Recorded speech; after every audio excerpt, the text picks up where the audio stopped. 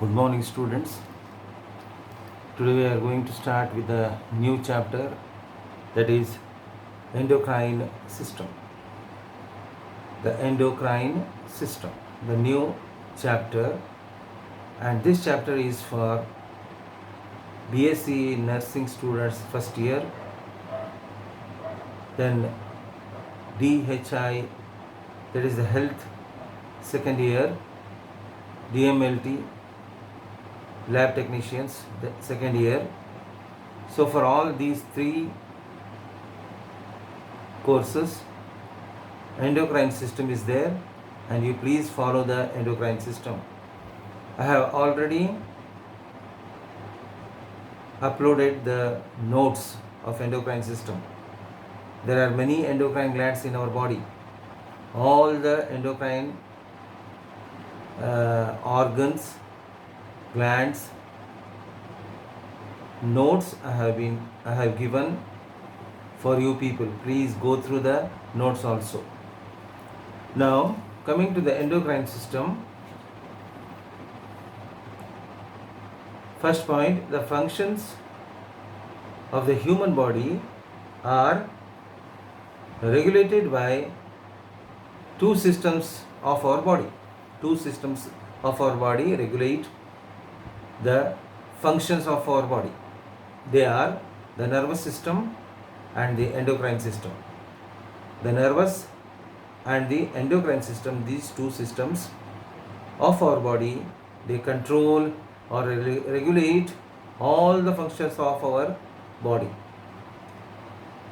Next point, the endocrine glands discharge their secretions directly into the bloodstream.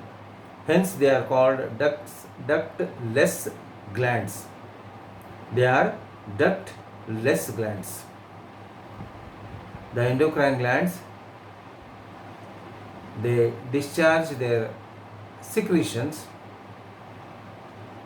directly into the bloodstream. Directly into the bloodstream. They don't have any ducts. They don't have any channels.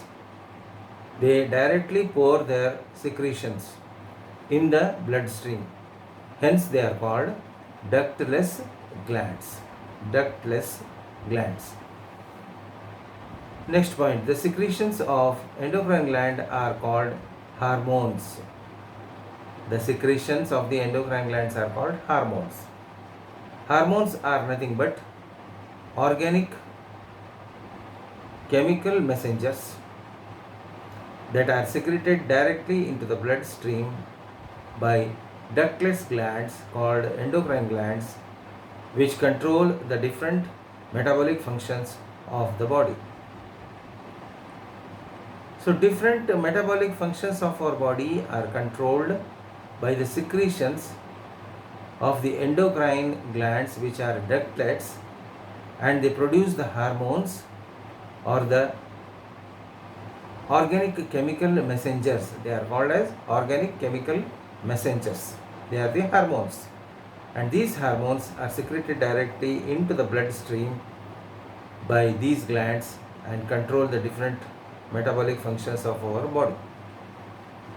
Hormones exert physiological control effects on other cells of the body. They also exert the physiological control effects on other cells of the body also. There are two types of hormones. The hormones are divided into two types. The first one is local hormone. The second one is the general hormone. Local hormone and general hormone. Coming to the local hormones, these chemical messengers or the hormones are produced by group of specialized cells of the organs. Group of specialized cells of the organs and not from the endocrine glands.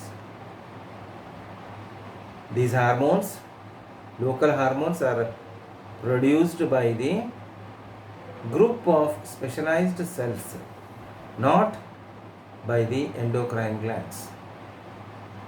For example, There is one hormone called acetylcholine. Acetylcholine, acetylcholin, acetylcholine. This is produced by the cells of skeletal nerve endings, which works as a neurotransmitter, sending signals to other cells such as neurons and muscle cells. So this hormone, acetylcholine hormone, is a local hormone which is produced by the skeletal nerve endings and works as a neurotransmitter, sending the signals to other cells. There is one more, CCK, cholecystokinin, secreted by the cells of duodenal wall. It is secreted by the cells of the duodenal wall, which stimulates the release of digestive enzymes in pancreas. The digestive enzymes of pancreas are stimulated for the release by the cholecystokinin, CCK. That is the local hormone which is produced by the cells of duodenal wall. The duodenal wall secretes this CCK. Then one more is there, atrial natriuretic peptide, ANP, atrial natriuretic peptide, which is secreted by cardiac muscle walls of atria and sent in bloodstream to maintain sodium level in the blood. The sodium level is maintained by this ANP local hormone, which is produced by the muscles of the atria or the auricle. The muscles of the auricle, they secrete this ANP local hormone, which maintains the sodium level in the blood. And another one is, fourth one is renin, RENIN, renin, produced by glomerular cells of afferent arteriole in nephron, which acts on plasma protein angiotensin, resulting in increase in blood pressure. It also acts as adrenal cortex in release of aldosterone hormone. So this renin is a very important local hormone which acts on the nephron and also on the adrenal cortex for the release of aldosterone hormone. Coming to the second one, they are the general hormones. These hormones are secreted by specific endocrine glands. The general hormones are secreted by specific endocrine glands and are transported by blood to the action point. They are transported by the blood because these endocrine glands are ductless. You must remember this point very much. That is, endocrine glands are ductless glands. They don't have any duct, any channel for the transportation of the hormones which are produced by the endocrine glands. But the endocrine glands produce the hormones or the chemical messengers which are directly poured in the bloodstream. For example, growth hormones, thyroid hormone, pituitary gland hormones, etc.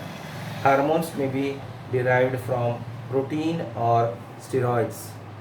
The hormone, the chemical composition of the hormone is protein or steroids.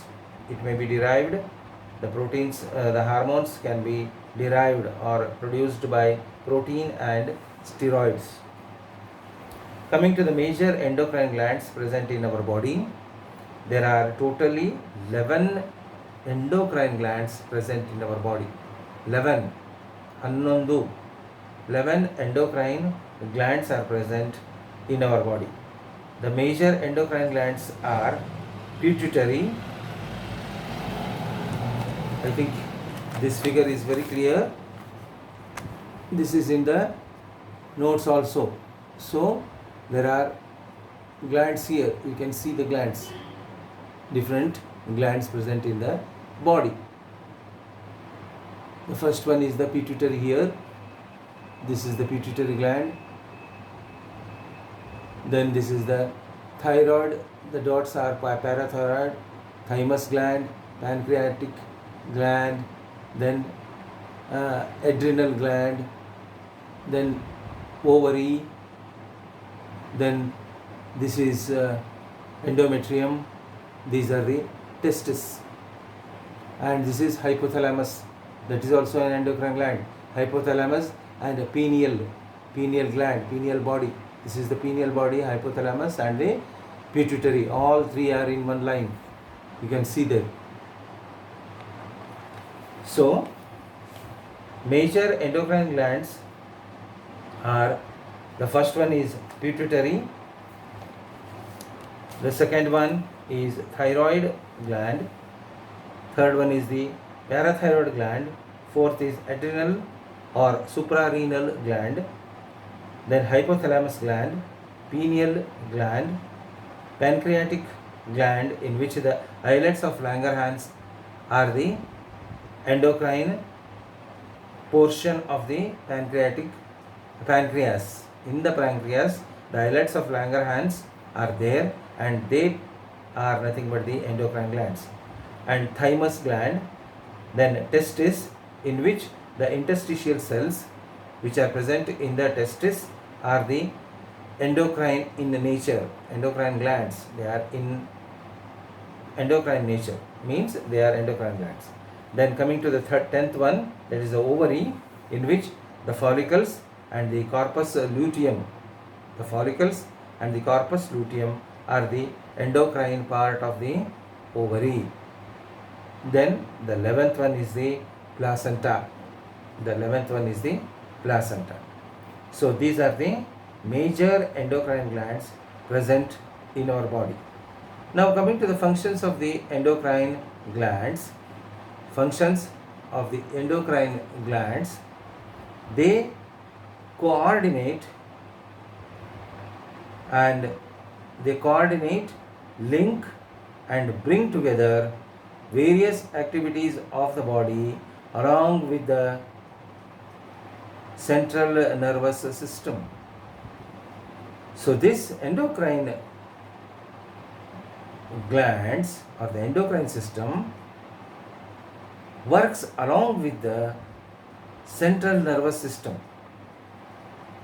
This endocrine system coordinates, links and bring together various activities of the body in coordination with central nervous system.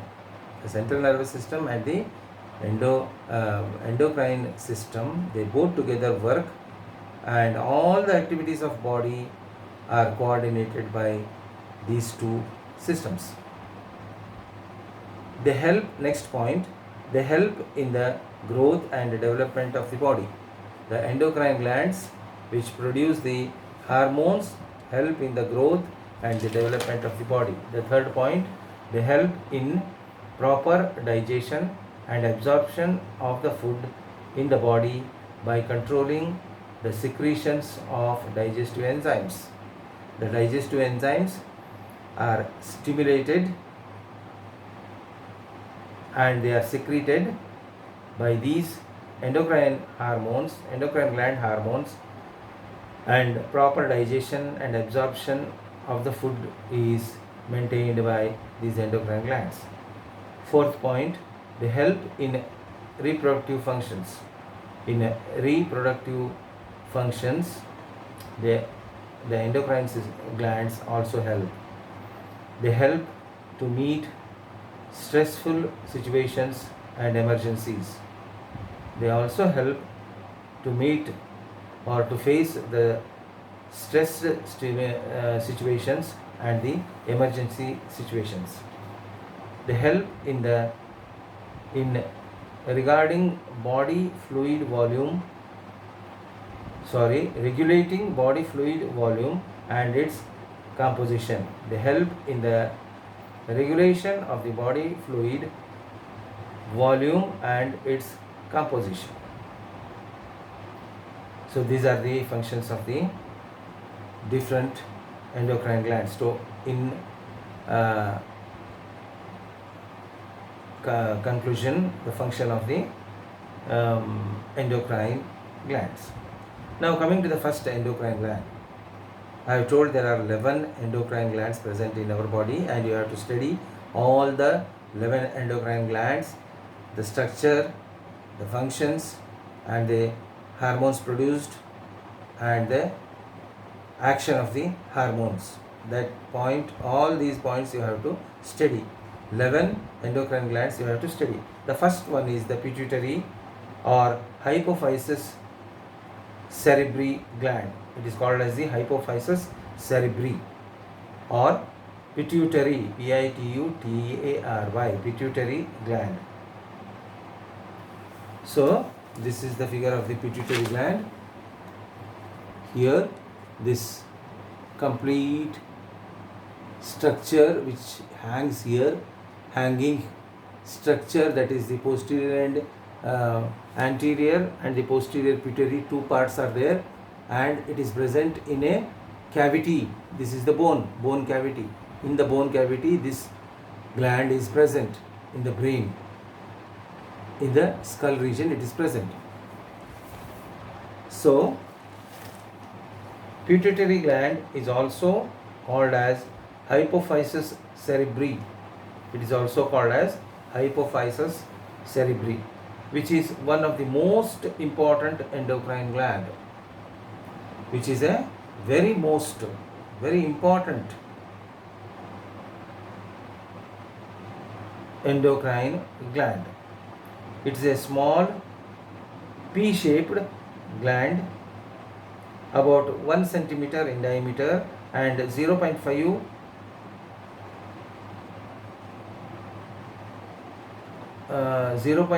to 1 gram in weight, and the gland lies in the sella thoracica, a concave portion of sphenoid bone at the base of the brain between optic nerves.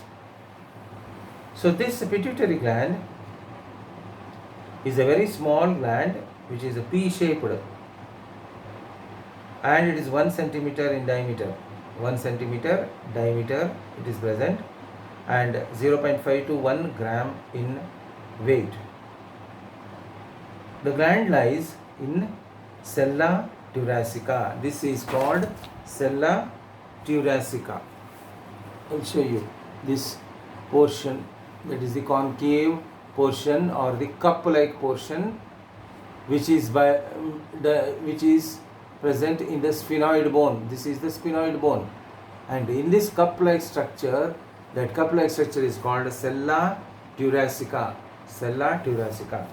So in this sella thoracica, a concave portion of the sphenoid bone at the base of the brain between optic nerves, it is present. Next point, pituitary gland is divided into two distinct portions. The first is anterior pituitary or adenohypophysis. Anterior pituitary or adenohypophysis. Second one is posterior pituitary or neurohypophysis. Posterior pituitary or neurohypophysis.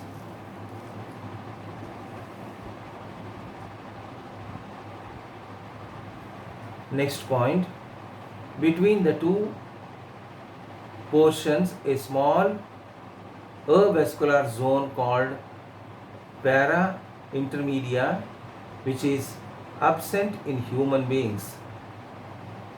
The para intermedia is a small avascular, without vascle, that is the avascular zone called pars intermedia, which is absent in the human beings. The pituitary gland of the human beings doesn't show the para intermedia portion, the separating line or the separation of anterior and posterior pituitary. Next point, pituitary gland is connected to hypothalamus by hypophyseal stalk. There is a hypophyseal stalk which connects the pituitary gland and the hypothalamus. The anterior lobe has an upward prolongation called pars tuberalis, which covers the front and sides of the pituitary stalk.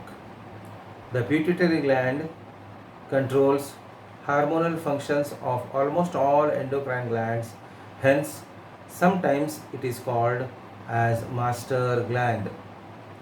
Previously it was thoroughly called as the master gland, but nowadays there is one more master gland present in the body which has been invented, that is the hypothalamus. The pituitary gland itself is controlled by the hypothalamus. I will tell you in later explanation.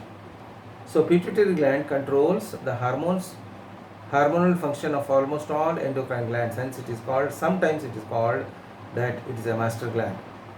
Parts around the gland are above. The parts present above the gland are a circular fold of dura, hypothalamus and circulus posterioris. Then the above and front side, the optic chiasma. Below, sella thoracica of sphenoid bone. Then laterally, cavernosa sinus with the third, fourth and fifth cranial nerves. Coming to the next point, pituitary gland is highly vascular, supplied by superior and inferior hypophyseal arteries. Next point, almost all blood that enters the gland first passes through a capillary bed in the tissue of hypothalamus and then by a portal vessel it enters the anterior pituitary into the extensive capillary sinuses of the glandular cells.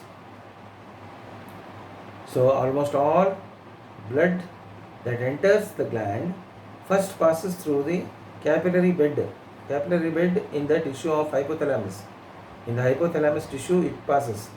Then afterwards it enters the anterior portion of the pituitary gland. Now coming to the anterior lobe, it consists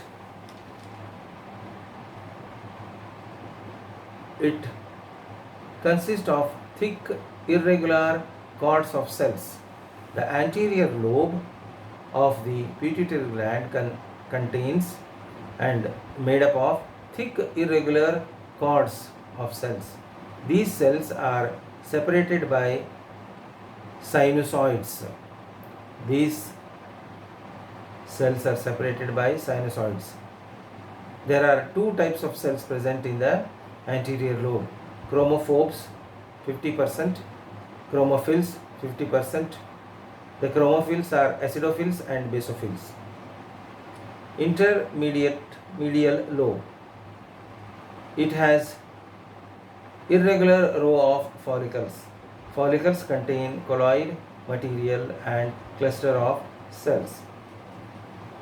Then coming to the posterior lobe, the lobe consists of hypothalamus, hypophyseal nerve fibers.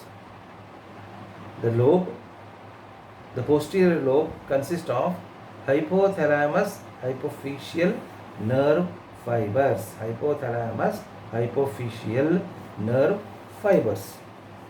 Next point, the terminals of nerve fibers show vesicles called herring, herring bodies, where the hormones are stored. Most of the nerves arise from the hypothalamus. The petiocytes are supporting cells lying between axons. So between the axons, the petiocytes are present. They are the supporting cells. So the posterior lobe is a very important lobe which produces the maximum number of hormones.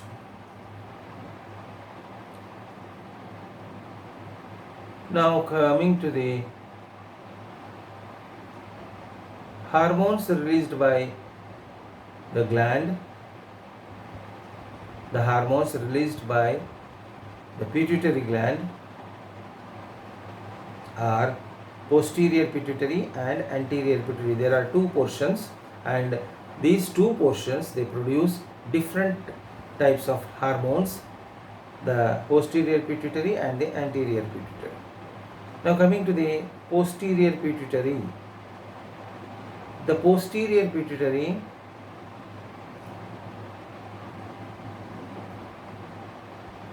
produces the first hormone called as vasopressin or antidiuretic hormone. Vasopressin or antidiuretic ADH, antidiuretic hormone. So this is the figure. So in the notes it's very clear. I'll show you. This is the posterior portion and produces the oxytocin and one more hormone. Only two hormones are produced by the posterior pituitary. This is the anterior pituitary which produces many number of hormones, whereas in the posterior pituitary two hormones are produced. They are oxytocin and ADH and oxytocin. Antidiuretic hormone and oxytocin are produced by the posterior pituitary, posterior portion of the pituitary. The vasopressin or the antidiuretic hormone, it's called as vasopressin or antidiuretic hormone ADH. When the loss of water is more and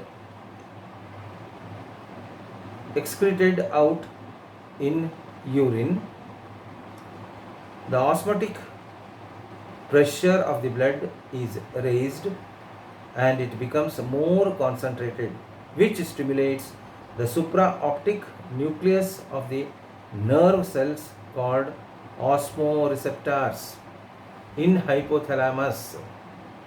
So in the hypothalamus, the supraoptic nucleus is present, nerve cells which are osmoreceptors, and these are stimulated when the loss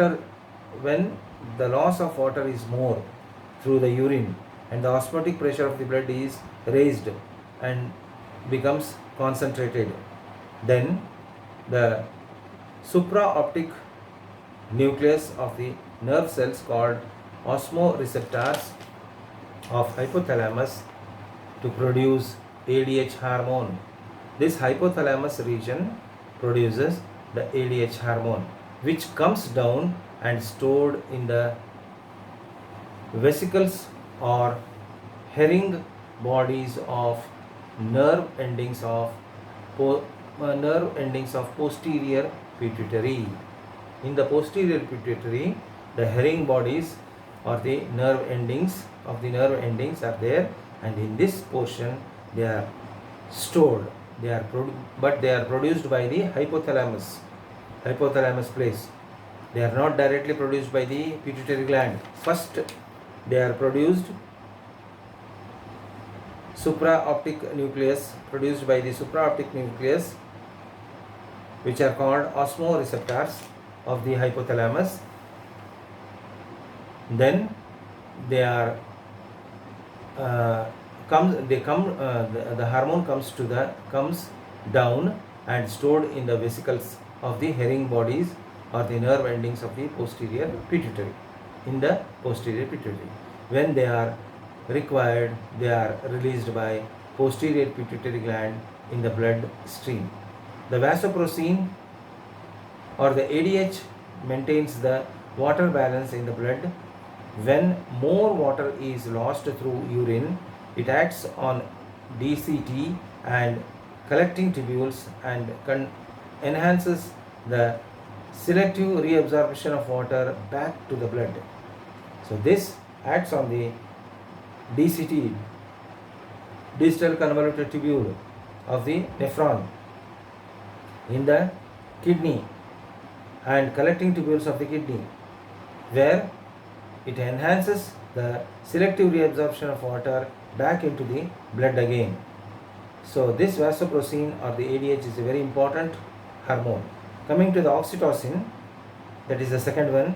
The hormone is also synthesized by neurons located in the paraventricular nucleus of the hypothalamus. They are produced by they are synthesized by the neurons located in the paraventricular nucleus of hypothalamus.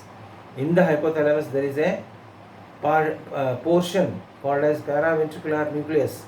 One more nucleus is there, which pass down along the axons to the posterior pituitary and released into the blood stream whenever required. Whenever required they are released, but they are passed down along with the axons to the posterior pituitary and stored there. They are produced only in the hypothalamus, not in the pituitary gland, posterior pituitary gland. They are stored in the pituitary gland, posterior pituitary. This hormone stimulates and controls the contraction of the smooth muscles of pregnant uterus during childbirth. It also stimulates the ejection of the milk from myoepithelial cells surrounding the alveoli of mammary glands. So, when the baby takes the birth, this hormone is produced and stimulates the mammary glands to produce the milk, and this also acts in the pregnancy or during the labor time. The hormone stimulates, controls the contraction of the smooth muscles of pregnant uterus. The uterus wall is controlled by the stimulation of this hormone during childbirth. During childbirth, this acts on the wall of the endometrium or the uterus.